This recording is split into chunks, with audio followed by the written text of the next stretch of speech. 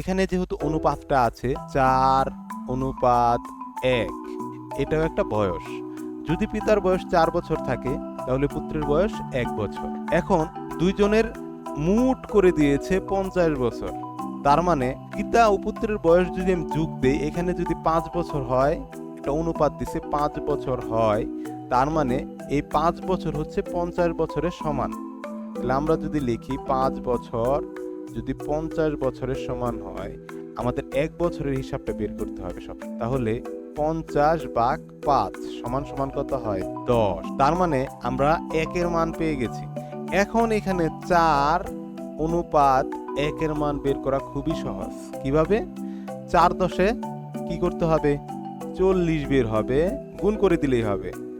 আর 10×1 10। তার মানে এই 40 বছর হচ্ছে পিতার বয়স, 10 বছর হচ্ছে পুত্রের বয়স।